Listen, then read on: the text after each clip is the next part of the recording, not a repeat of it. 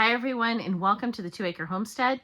My name is Lisa, in case we haven't met, and it's that time of year where our friend Jessica over at Three Rivers Homestead has started the annual pantry challenge. And I have been participating in that challenge for years now, but this year I thought I'm going to do something a little bit different for my channel. And that is, I wanted to do a 10-part series on how to get a pantry started. You're going to see a lot of videos from people cooking from their pantries and creating all of these wonderful, fantastic meals. I know I've been one of them who's done that. But what if you're just starting out? Or what if you're somebody that just is looking to up their game and you just want to know, how do I even begin to create a pantry?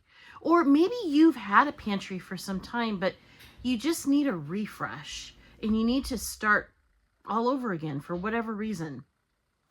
This video series is the series for you. So I invite you to come with me. Like I said, it's a 10-part series. So today's video is going to be, just answering just some basic questions. And the first one is, what is your why? We're all about the why here on the 2 Acre Homestead. We always ask ourselves that question because if you know why you're doing something, then you're likely going to stick with it. For example, if maybe you just wanted to make a couple pantry meals or try to start a pantry because you saw somebody on Instagram do it, but that's not really what you want to do. You're just imitating something that you saw. You're probably not going to stick with it. But if you know why you want to create a pantry, like I want to create a pantry because, I want a financial buffer, or I want to create a pantry because, the world looks like it's going in a handbasket right now. It's on fire and I want to protect me and my family. Well, you have a good and valid reason in your mind to do what you're doing. And all you need is just the follow through. And then you also have to ask yourself how.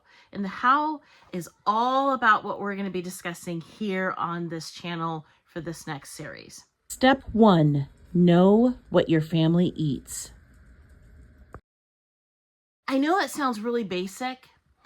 You're probably thinking, yeah, I know what my family eats. But do you really? Really think about it. What I like to do is I like to sit down and actually write down what my family eats in different circumstances. Let me give you an example of what I'm talking about. What's your family's favorite comfort food? Now, I'm not talking about snacks or don't put down chocolate, okay? That's not the comfort food that I'm talking about. I'm talking about the actual comfort food when, life throws you a curveball and you just want something that's good for the soul, something that warms you up from the inside and makes you feel good about everything. I know for my family, that would be lasagna. Lasagna is something that just makes us feel happy. Okay, that's a comfort food for my family. What's a food that the next column you would want is, what food do you feed your family when you're in a hurry?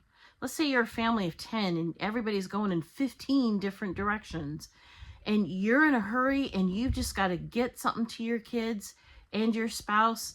You've got to feed them those bellies with something and you've got to get out the door. What's your go-to food for that?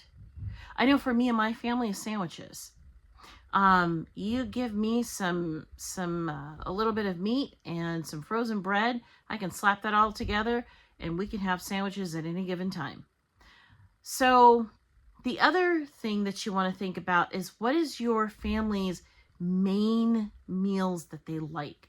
The meals that you're never going to have to fuss with your kids about. Can you eat your food? You're never going to have to say that to them. Can you eat your food? Eat your food. Finish your plate. Oh, you want this? Well, the negotiations at the dinner table with your kids. Yeah, it's a real thing. Anyway, what is it that your family will just put away? I know for us, it's spaghetti. Anytime there's spaghetti, it's gone. And just like, it's gone. They just put it away really fast.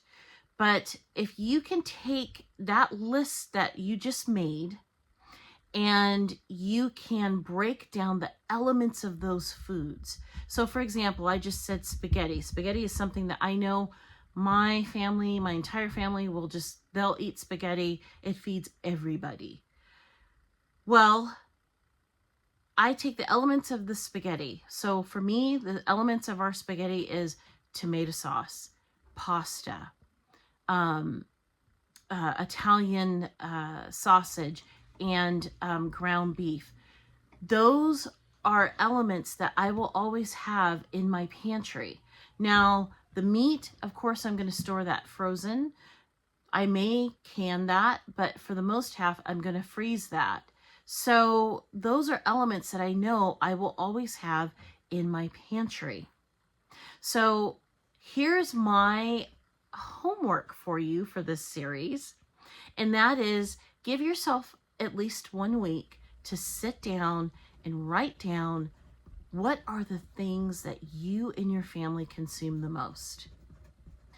And then next week in our next video, I'll be talking a little bit more on what to do with that list. Well, I hope this helps, and I hope you enjoy this series. And until next time, happy homesteading.